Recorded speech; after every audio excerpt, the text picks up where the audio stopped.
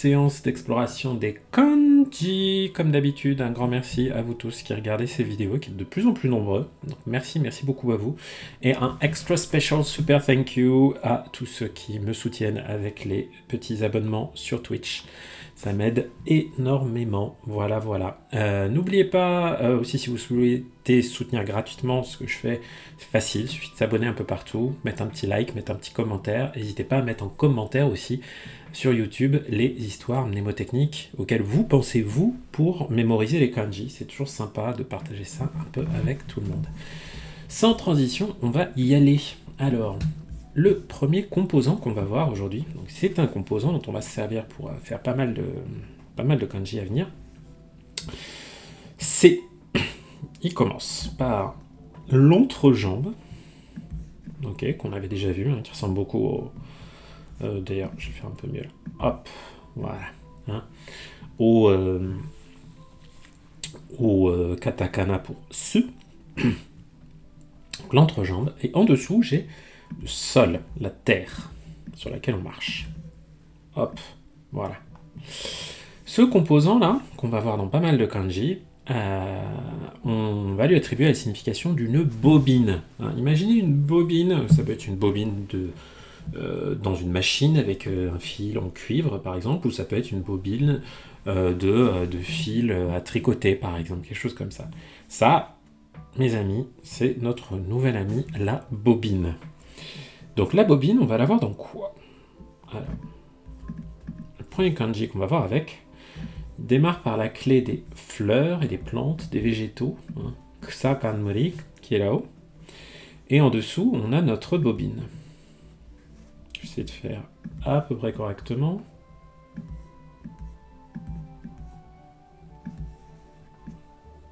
Yes, il me l'a reconnu. Bon, ça, c'est pas un kanji méga fréquent. Il veut dire, en anglais, on parle de stalk, c'est-à-dire la tige, une tige d'une plante, d'une fleur, tout ça. Ou du haricot magique, comme dans le fameux conte Jack et le haricot magique, où on parle de Jack and the Beanstalk. Donc c'est la tige sur laquelle poussent différentes petites choses, des fleurs, des haricots, tout ce que vous voulez. C'est le nom de ce mot-là, kuki, lecture on, rien à voir avec les kuki desu ka, les okashi, les gâteaux, non. Et sa lecture on, ça va être kei ou kyo, qu'on va pas mal retrouver avec des kanji qui utilisent ce composant de la bobine. Donc vous voyez, c'est du N1, c'est pas le plus fréquent de la Terre, mais on va quand même se l'apprendre. Pourquoi? Parce qu'il est notamment facile à mémoriser, je trouve personnellement. Une bobine, c'est quand même un truc avec un fil qu'on peut tirer, qui peut être long. Et on a la clé des plantes, des végétaux, des fleurs là. Moi j'ai vraiment pensé à l'histoire de la tige du haricot magique en fait, qui poussait et se déroulait comme une bobine.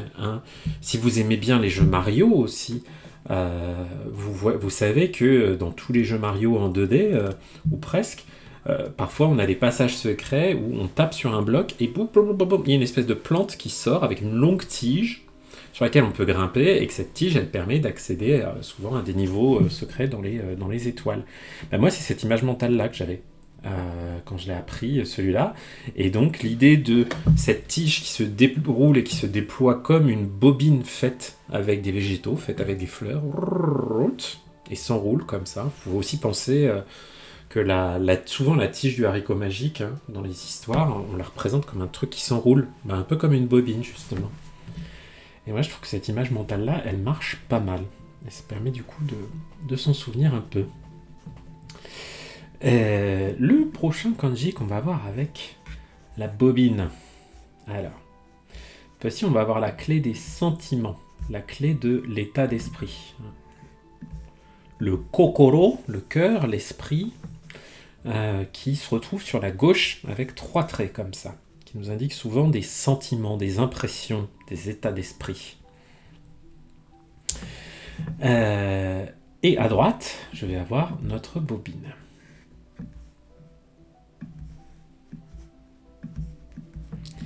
L'état d'esprit et la bobine. Alors, est-ce qu'il me l'a reconnu? Yes, il est là. Alors, celui-là, il n'est pas forcément super facile. Mais il est quand même relativement fréquent, je trouve. En tout cas, ce mot-là, pour moi, ah ouais, bon, ils nous le mettent en N1, on pourrait éventuellement le mettre en N2. C'est l'adjectif Ayashi, hein, qui indique quelque chose qui est un peu douteux, quand on a des soupçons, quand on se méfie de quelque chose. Hein. Cette prononciation on kai, on la trouve dans des mots comme kaiju, hein, kaiju, les fameuses grosses bêtes, les gros monstres, comme Godzilla, tout ça. Hein. Les yokai, bien sûr, Dogura Magura. Coucou dans le chat à Dogura Magura. Donc les yokai. Hein.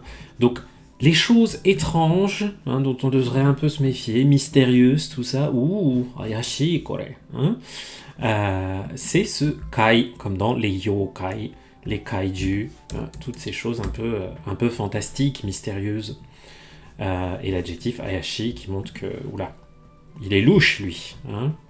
Il a l'air louche. Ayashi toda. Et donc, vous voyez hein, vraiment cette clé avec l'état d'esprit. Souvent, ben voilà, on la trouve sur des kanji comme ça qui expriment des sentiments, des impressions, des choses qu'on ressent. Et là, on ressent un sens de mystère, un doute, tout ça.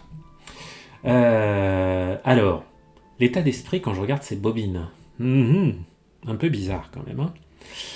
Je crois que je m'étais fait une idée, une image mentale avec... je suis pas très branché mécanique, comme vous le savez peut-être, je suis pas très doué pour tout ce qui est bagnole, notamment. Et j'avais imaginé que mon état d'esprit, quand j'étais en voiture et que vous savez, les indicateurs qu'on a sur le tableau de bord, il y a sans doute un meilleur truc, voilà, me disait, faut vérifier les bobines du moteur, des trucs comme ça. Je sais pas pourquoi j'avais cette idée de bobines dans des machines, trucs comme ça. Et sauf que bon, j'allais ouvrir le capot et que mon état d'esprit quand je voyais les bobines, c'était que c'était assez mystérieux, que j'avais un peu des doutes. C'était assez louche pour moi de savoir ce que je devais faire, quoi. Tout ça, c'était très mystérieux, et puis que, voilà, que je haussais un peu les sourcils comme ça, en me disant, Nandaro, qu'est-ce que je vais bien pouvoir en faire de tout ça parce que je suis vraiment pas doué pour la mécanique. Alors, ça vous parle peut-être pas, donc on va essayer de se trouver une autre histoire. Ah, ouais, il y a quelqu'un qui dit, voilà, quand on a des doutes, hein, quand on a des soupçons, ouais, soupçonneux, hein, c'est un super mot-clé pour ce kanji. Quand on a des soupçons, votre état d'esprit, il fait plein de tours dans votre tête, il s'enroule comme une bobine. J'aime bien ça, ça marche bien comme histoire.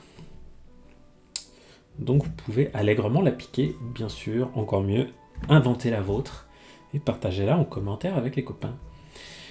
Voilà, nos histoires de voitures, elles vont continuer. Je me souviens pourquoi j'avais pensé aux voitures. C'était notamment à cause de ce kanji suivant. Puisque là, on a la clé de la voiture, hein, ou du char.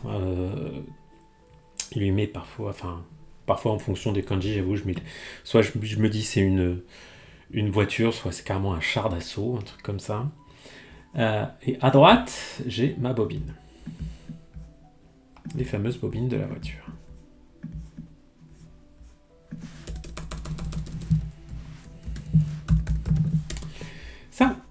Ça veut dire léger, en poids. Hein? Et tiac. Qu'est-ce que tu dis, Dogora Magura? T'as pensé à des poupées vaudou? Génial, j'adore les poupées vaudou. Effectivement. Tout ce qui vous marque l'esprit, retenez-le. Tout ce qui vous parle, qui vous amuse. Ça, c'est des facilités. Saisissez des perches que va vous tendre le destin. Si vous tombez sur des trucs et vous dites ça c'est fun, gardez-le. Gardez-le pour vous. Donc voilà. Là, on parle de légèreté. Le poids qui est léger. C'est le contraire de omoi. Karui, ça veut dire quelque chose qui est léger. Karonjiru, prendre à la légère, voilà. Mépriser un peu quelque chose. Et cette prononciation Keikyo, hein, vous voyez un peu comme les autres qu'on a vues avant. Donc, moi j'ai pensé toujours à ma voiture. Donc ma voiture sur laquelle j'avais des doutes sérieux à ma capacité à la réparer. Si j'enlève les bobines du moteur de la voiture, qu'est-ce qui va se passer? Bon, elle va peut-être pas avancer beaucoup mieux, mais au moins elle sera beaucoup plus légère. Ce qui fera que, comme je suis en panne, je pourrais la pousser. Je pourrais la pousser plus facilement. Donc je m'étais fait une vague histoire comme ça, voilà, avec les bobines qui étaient lourdes et qui faisaient que quand je les enlevais de la voiture, ça me permettait de la pousser plus facilement. Le mot anglais pour les... Tiac.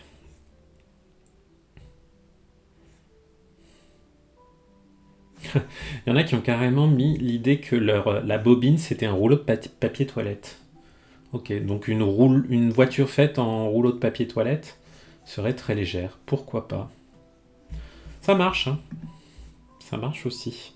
Le tout c'est de ne pas avoir 15 000 sens pour le même composant, le même radical. Sinon vous allez vous en mêler les pinceaux. Alors, next one. Le suivant. Alors, on va retrouver notre entrejambe, mais cette fois-ci combiné différemment. Donc là, on va mettre de côté notre bobine. Alors, donc, on va commencer par ue, le dessus, qui va être en haut à gauche. En dessous du dessus, on va avoir chisai, petit, shou, les 3 traits comme ça. Et vous allez voir que celui-là, on va le retrouver pas mal. Voilà. Combiné cette fois-ci avec l'entrejambe. Alors, est-ce qu'ils me l'ont mis? Est-ce qu'ils m'ont reconnu? Non, ils m'ont reconnu des versions plus compliquées. Pas grave.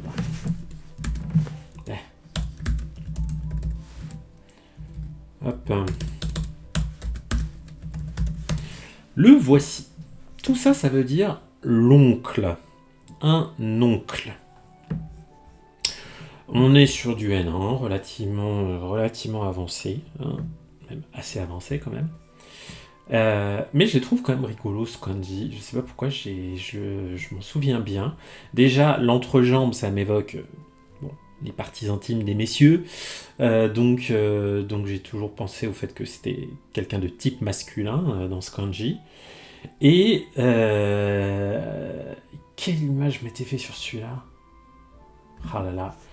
Non, je sèche un peu sur l'image mentale. Ah oui, je m'étais fait une image mentale avec le cousin machin dans la famille Adams, mais je sais plus pourquoi. Je sais plus pourquoi, parce qu'il était tout petit, et que c'était un garçon, et qu'on savait pas ce qu'il y avait en dessous de... Parce qu'il y avait le dessus, là, ce qu'il y avait en dessous toute cette masse de cheveux. Ouais, je sais plus trop comment je m'en étais... souvenu. Oh là là, il y a des histoires dégoûtantes là qui nous mettent. Je vous laisserai les découvrir.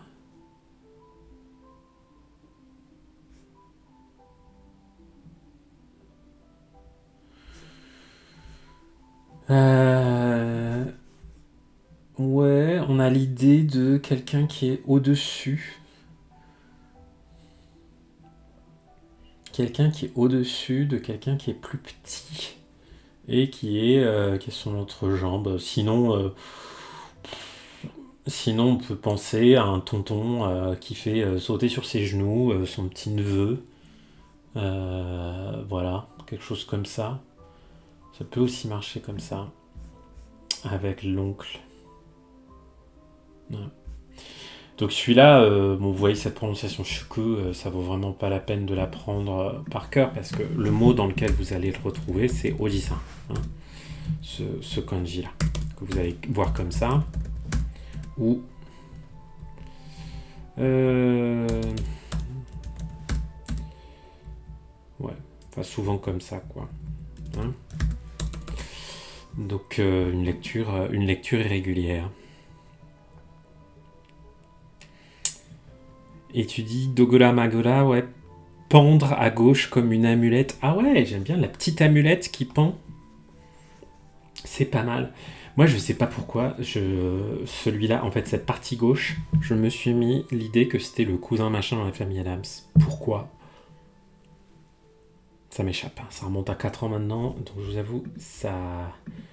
Il y a les mystères de la mémoire qui parfois... tu sais, c'est comme si tu gardais certaines informations, puis les informations de niveau du dessous, elles ont été mises à la poubelle, quoi. La barbe et la main avec un bâton à gauche, ouais, ça marche aussi. Donc voilà, ouais, quelque chose qui pendouille, ça peut être bien. En tout cas, l'oncle, qu'est-ce qu'il fait l'oncle? Ça, on va lui trouver un job à l'oncle. Donc on va décider notre oncle, ici, hop. Oh, j'ai pas très bien fait. Le petit Hané. Hein? Et en dessous de cet oncle, on va mettre un œil. Ok.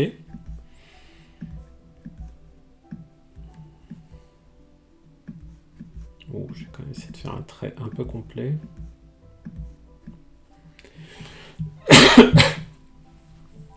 Donc, notre oncle.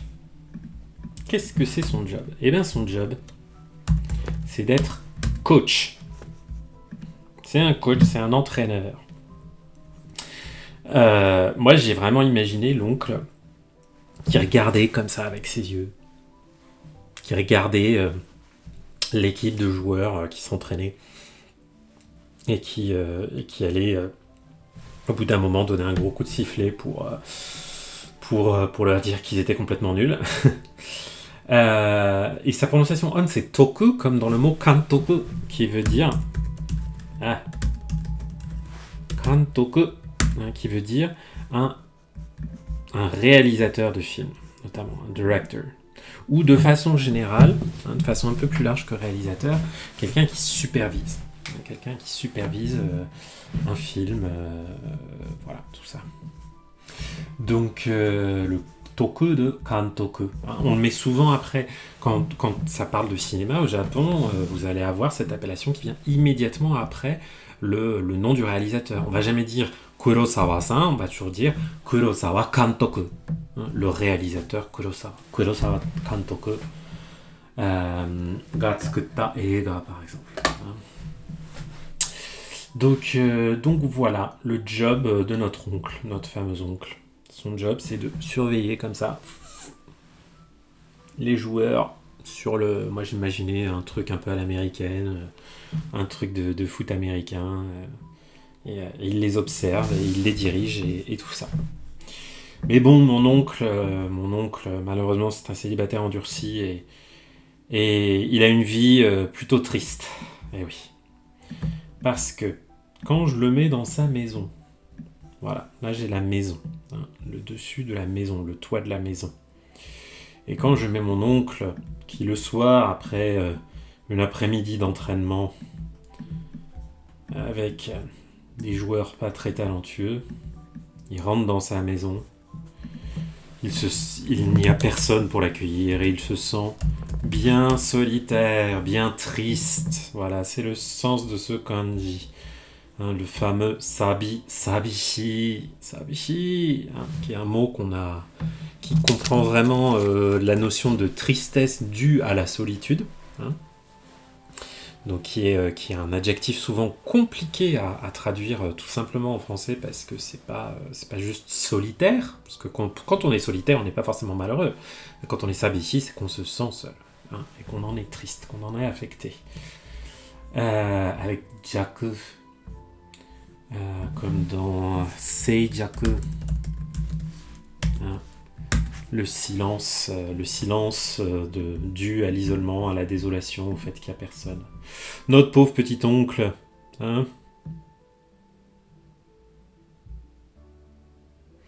Ben voilà, effectivement, Dogora Magora, notre pauvre...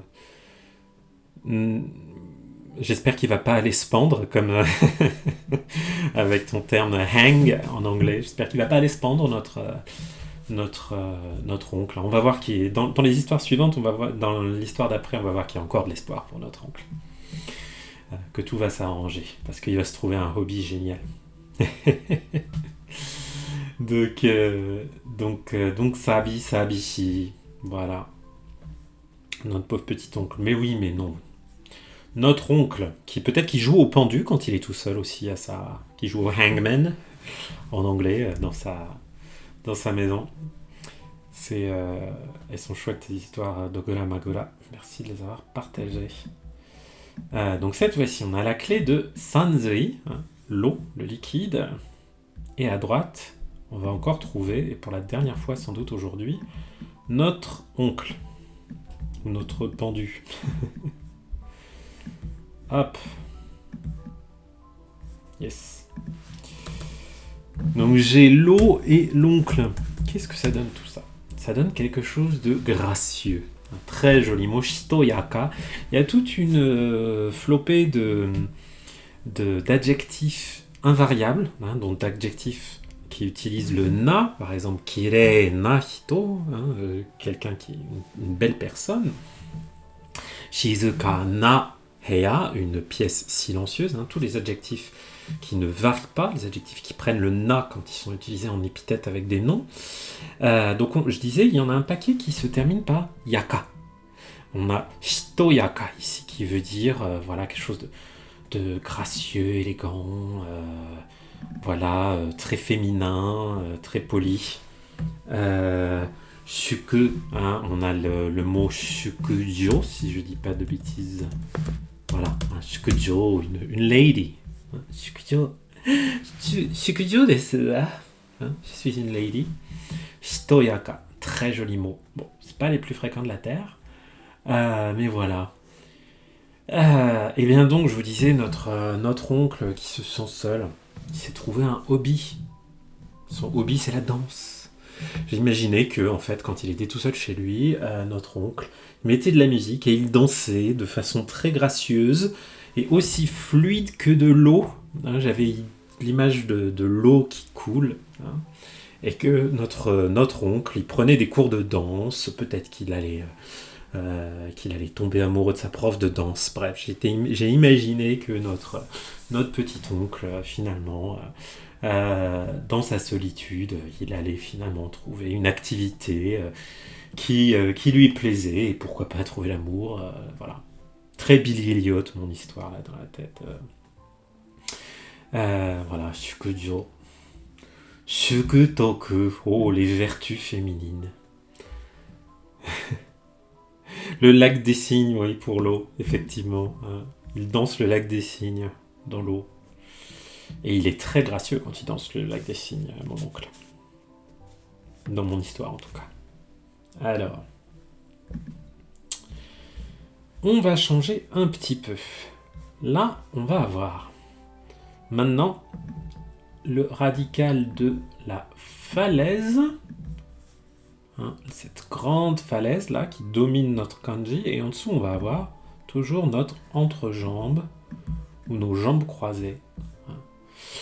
Tiac. C'est souvent les plus basiques qui me reconnaissent pas, c'est pas grave. On va le retrouver autrement. Ce kanji là, pour le coup là c'est un kanji de base. Enfin N3, voilà, hein, donc N3 c'est pas énormément de kanji, hein, je vous rappelle, N3 c'est 600 kanji à peu près, qu'on est censé connaître, donc on est vraiment sur des kanji très populaires, et ce han, puisque c'est très souvent comme ça qu'on le prononce, hontanho, là c'est beaucoup plus rare, hein, plus souvent c'est han, comme dans le mot que j'avais tapé qui était hantai, qui veut dire le contraire, ce han donc, et ce kanji, ça veut dire anti. Ça indique une opposition à quelque chose. Par exemple, hansoku, avec le soku du règlement, ça veut dire contraire au règlement. Hantai, c'est le contraire.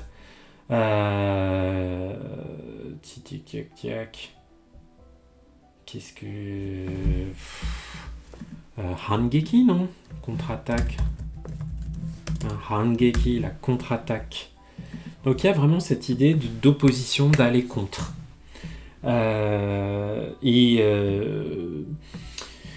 Et l'image mentale que je m'étais fait avec celui-là, la petite histoire que je m'étais faite, c'était l'idée que euh, quand, euh, quand tu devais remonter la falaise, quand tu devais aller dans le... J'imaginais quelqu'un qui devait aller dans le... qui était sur un précipice, tu vois, et qui devait aller dans le sens contraire, qui devait remonter dans le sens contraire, hein, qui était voilà, anti, j'avais mis vraiment de cette idée de sens contraire avec ce kanji. Et donc quelqu'un qui devait remonter la falaise à la main, ah bah, c'était quelqu'un qui devait en avoir dans le slip. Donc c'était quelqu'un qui devait en avoir dans l'entrejambe. Voilà, une idée très genrée, très masculine, très caricaturale.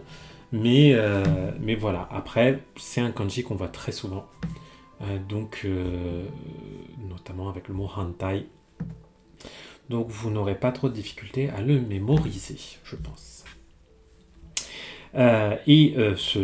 Cette partie-là, là, anti, l'opposition. Ah ouais, quelqu'un. Attends, je lis ton histoire d'Ogura Magura. Quelqu'un qui est écrasé contre une falaise, qui la repousse de ses mains. Ah ouais, très bien, ouais. Ouais, comme dans toutes les histoires là où on se fait écraser. Donc ouais, le fait de repousser, d'aller à contre-courant, d'aller contre, c'est vraiment le sens de ce kanji. Donc tout ce qui vous aide à bien le voir, ça marche bien. Et d'ailleurs, je vous ai parlé de falaise, ben là, on va avoir la clé du sol. Hein, toujours un peu penchée la clé du sol, hein, quand elle est à gauche. Et à droite de cette clé du sol, je vais avoir le anti, l'opposition, le contraire. Voilà. Bon, c'est très moche ce que j'ai fait, mais vous le voyez là-haut. Ça veut dire la pente, une pente. C'est saka, comme dans sakamichi. Hein. Et sakamichi, ça veut dire donc la route en pente, le chemin en pente. On a ça dans le générique de Totoro. Sakamichi tonneru kusapara. Donc c'est un mot assez fréquent, hein, sakamichi, saka. C'est pas le Saka de Osaka. Le Saka de Osaka, il est un petit peu différent, on le verra plus tard. Même s'il est assez proche. Il utilise notamment cette partie droite. Donc voilà, donc j'ai la terre, je vais contre. Voilà, je pense qu'on peut continuer un peu notre histoire de cette personne qui remonte la pente là, et pour qui c'est difficile, parce qu'il va contre le sens de la pente, et que la terre est dans un sens qui ne lui est pas favorable. Donc voilà, moi je m'étais fait une petite image mentale avec cette pente là, cette pente inclinée. Et ouais, bah vous l'avez là, le Han de Osaka. Hein. Vous voyez, il est, le Saka de Osaka, hein, il est un petit peu différent parce qu'il n'a pas la même clé sur la gauche. C'est une clé qu'on n'a pas encore vue. Mais voilà. Celui-là, il est fréquent. Enfin, il est un peu plus fréquent, c'est du N2. Un peu plus fréquent que ceux qu'on a vus avec l'oncle tout à l'heure. Ensuite, ah oui. Maintenant, je vais avoir l'arbre. Ok.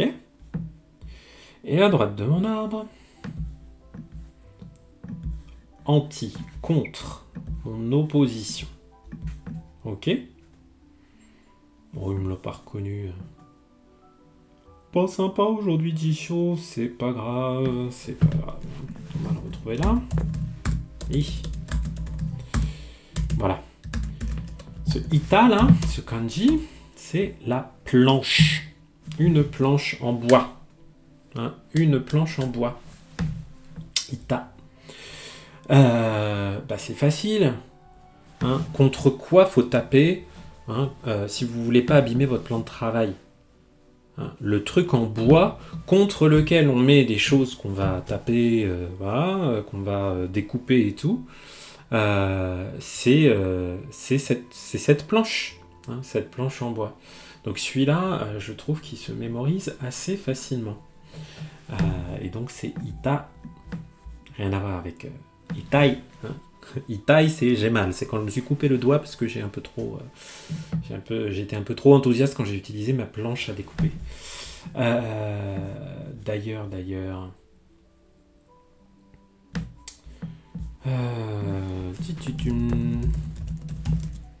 Le mot me vient pas. Ouais. Simplement ita, il n'y avait pas un autre mot. Ah oui, manaita, voilà.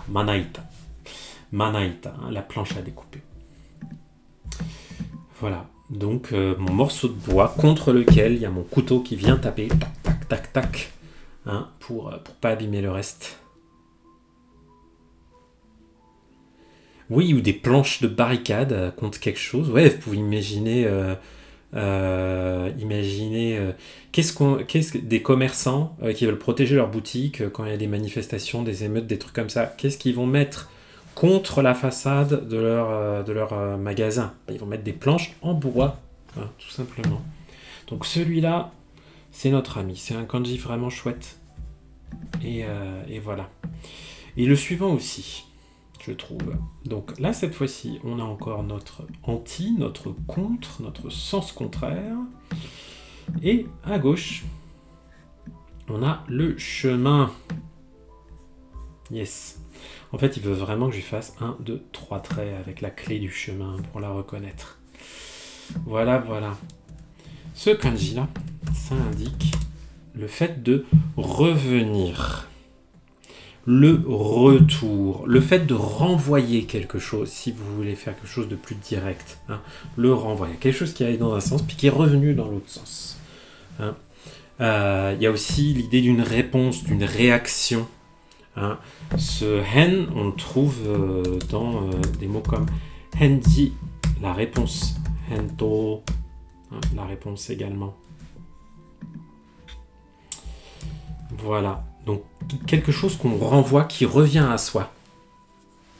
Hein? Oh là là, le château de l'araignée, ben c'est Kurosawa, ça c'est...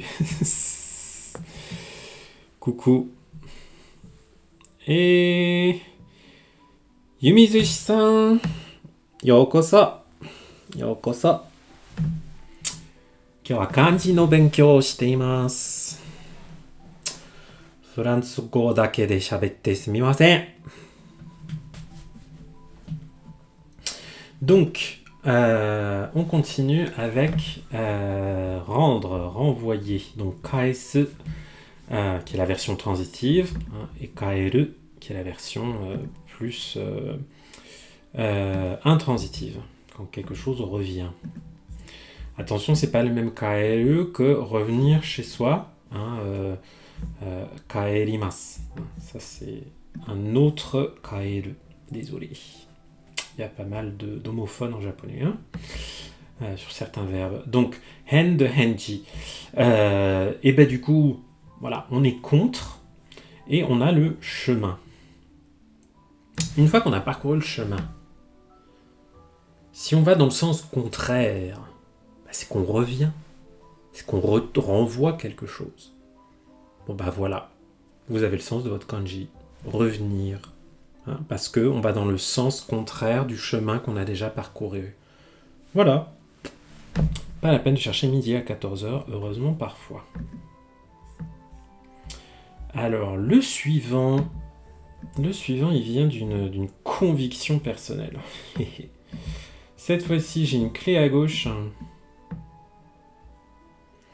qui est... Yumi-san, ima hiru desu yo, France de wa ne. Hiru desu yo. Donc cette fois-ci, on a la clé du coquillage à gauche. Kai, le coquillage. Le coquillage qui souvent évoque les histoires de flouze, de pognon, d'argent. Et là, ça n'y fait pas exception. Puisque on a les coquillages, et qu'à droite, on a notre contre, aller contre, être anti-argent. Tiac. Ce kanji-là, il est super utile et assez fréquent. Comme le précédent, là, le hen de henji, il est niveau GLPT N3, C'est fréquent tout ça. Donc celui-là, qu'est-ce qu'il raconte? C'est l'idée du marketing, du commerce, de la vente de quelque chose. On le trouve dans des mots comme par exemple Jido Hanbaiki ou Jihanki, qui veut dire le distributeur automatique, qui contient lui-même le mot Hanbai. Hanbai, c'est la vente. La vente de quelque chose, ou le marketing, la distribution, bref, tout ce qui est lié à la vente d'un produit commercial. C'est ce han-là. Donc vous pouvez lui mettre l'idée du marketing, tout ça. Eh ben, le but du marketing, c'est quoi? C'est de vous piquer vos sous. Donc vous avez l'idée de l'argent. Et moi je trouve que souvent le marketing, ça va dans un sens contraire à l'intérêt du consommateur, puisque c'est vous donner envie de choses dont vous n'aviez pas besoin, dont vous n'aviez pas envie à l'origine.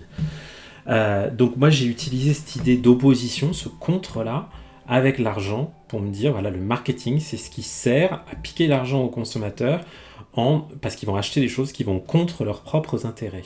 Voilà.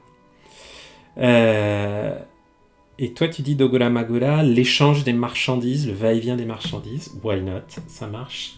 Aussi, tchac. Donc voilà, et les fameux distributeurs automatiques dont je vous parlais, c'est ça. 5 kanji à la suite, c'est beaucoup, mais Jido, ça veut dire automatique. Hanbai, c'est donc la vente, le commerce, marketing, tout ça. Hanbai Ki, la machine qui sert à vendre, le distributeur. Jido, automatique. Voilà.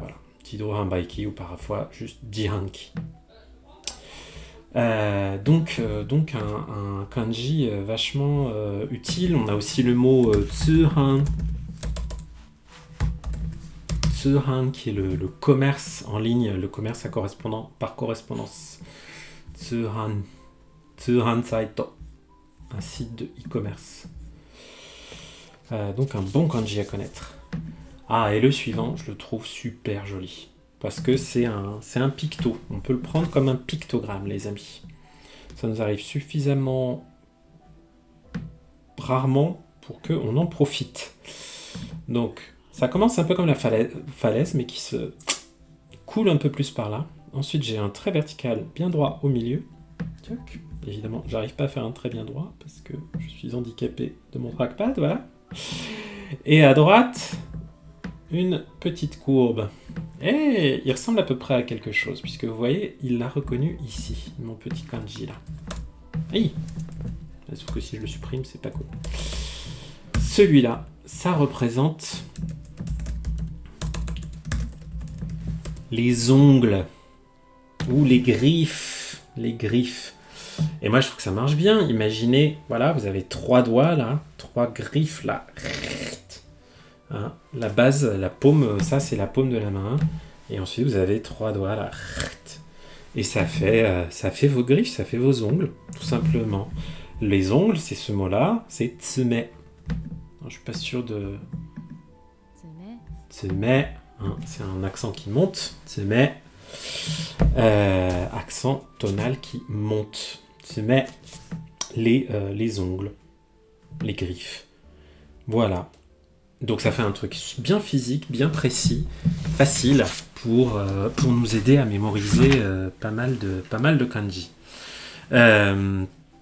Sauf que notre ami Haisig, il nous a, donc Haisig, je vous rappelle, c'est lui qui a fait cette petite méthode fantastique qui nous sert à faire toutes ces vidéos là. Acheter le bouquin, c'est toujours utile. Il nous en a fait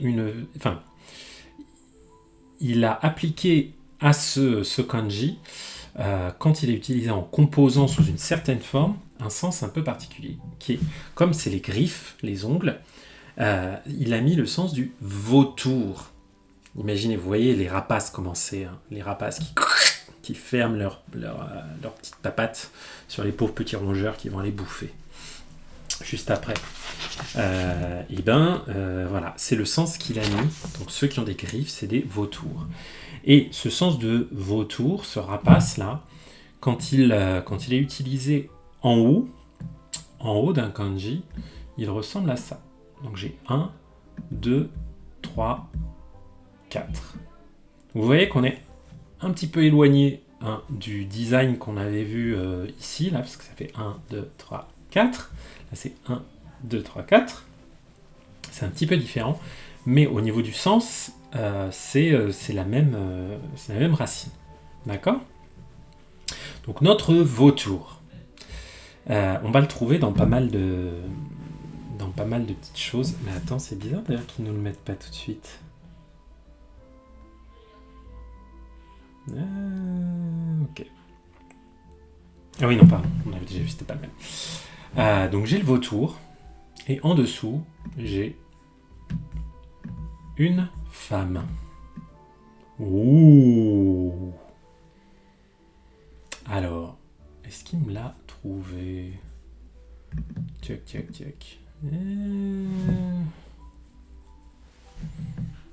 Je sais pas s'il me l'a trouvé, j'ai un peu du mal à le voir. Alors j'essaie de le retrouver par moi-même. Bon, sachant que c'est un... Ouais. C'est pas un kanji ultra fréquent. Sa prononciation on, c'est da. Ok. Donc j'ai mon vautour et j'ai une femme. En termes de sens, vous voyez, il va chercher un peu loin celui-là, parce qu'il y a l'idée d'une douceur, d'une gentillesse. Le mot que j'avais mis pour le retrouver, c'était dakyo, qui voulait dire un compromis. Donc il est assez abstrait. Il est assez abstrait ce kanji. Je le trouve vraiment pas facile à mémoriser à cause de ça. Je vous avoue, le sens premier de ce kanji, j'ai tendance un peu à l'oublier. Je me souviens surtout de sa lecture et de ces mots de vocabulaire là, qui sont associés comme dato et dakyo. Mais bon, l'histoire mentale que je m'étais fait pour me mémoriser, c'était que j'avais pensé, donc à des femmes qui sont comme des vautours. Alors j'avais pensé à un truc un peu sordide, c'est, vous savez, parfois il y a dans certains pays, il y a des, notamment en Russie, il y a des sites de rencontres pour permettre à des femmes russes de trouver des riches maris à l'étranger, ou simplement un mari à l'étranger. Et je me suis imaginé que ces femmes, c'était un peu des gold diggers, comme on dit en anglais, que c'était des vautours, et qu'elles étaient très gentilles, très douces en apparence, mais c'est parce qu'elles voulaient s'en prendre à la fortune de leur futur mari. Voilà. Donc c'était l'histoire très tordue que je m'étais fait pour essayer de m'en souvenir, mais celui-là, pas le plus facile. C'est pas le plus simple à mémoriser. Hein ? Je regarde un petit peu combien de temps il nous reste. Ouais, ça va, on va pouvoir s'en faire... un petit peu. Encore. Ouais, est-ce qu'on va encore s'en faire ? Ouais, allez, on va encore s'en faire 2. Cool. Donc, cette fois-ci, je vais avoir un nouveau petit composant qui va être composé de mon petit vautour et en dessous de mon vautour, un enfant. Donc imaginez un enfant qui s'est fait capturer par un vautour. Ok ? Le mot-clé qu'a mis Heisig, c'est fledgling, qui je crois veut dire un oisillon, si je dis pas de bêtises. En tout cas, moi, c'est le sens que j'ai attribué à ça. Un bébé vautour. Un bébé rapace qui sort de son œuf et qui a faim. Eh bien, notre bébé qui a faim parce qu'il vient de sortir de son œuf, qu'est-ce qu'on va lui donner ? On va lui donner du lait. C'est le sens de ce kanji. Vous voyez qu'à droite, là, j'ai mis un crochet. Et tchoc. Le lait, ou aussi, ça veut aussi dire la poitrine. Le titi, qui veut dire la poitrine. Mais sa prononciation on, c'est nu, comme dans gu nu, le lait de vache. Le lait de vache. Donc c'est du lait. On a aussi bonu, le lait maternel, tonu, le lait soja, que j'aime beaucoup, que je bois énormément. Et donc moi j'ai imaginé que la maman vautour, j'ai imaginé qu'il y avait du lait qui, comme elle voulait pas en donner beaucoup, puisque c'est des oiseaux, ils sont pas censés boire du lait, elle elle leur mettait un petit... comment dire? Elle trempait une sorte de petit crochet dans du lait et qu'elle leur donnait à boire uniquement au compte-gouttes avec ce petit crochet, la petite goutte de lait qui tombe de ce petit crochet et que ça tombait dans le bec des petits oisillons. Donc c'était comme ça que mes oisillons prenaient leur lait parce qu'il ne fallait pas qu'ils en mangent trop. Et donc voilà. Très utile à connaître ce kanji, hein, parce que gyunu, tonu, tout ça, c'est des mots du quotidien. Quand vous allez au konbini, hein, vous serez content de reconnaître, par exemple, hein, si vous connaissez un mot comme voilà, tonu et seinu ou gyunu, vous serez capable de faire la distinction grâce au kanji, parce que ça sera certainement pas écrit en kana. Hein, grâce au kanji, vous pourrez faire la distinction entre du lait végétal et du lait de vache. Ce qui est toujours utile quand on veut savoir ce qu'on achète. Nos petits oisillons. Quand ils vont dans l'eau, là on a l'eau, la clé de l'eau, Sanzei. Qu'est-ce qui se passe? Ils coulent? Mais non! Ils flottent nos petits oisillons quand ils vont dans l'eau. Donc là, j'ai pensé un peu au vilain petit canard, hein, les petits oisillons vautours.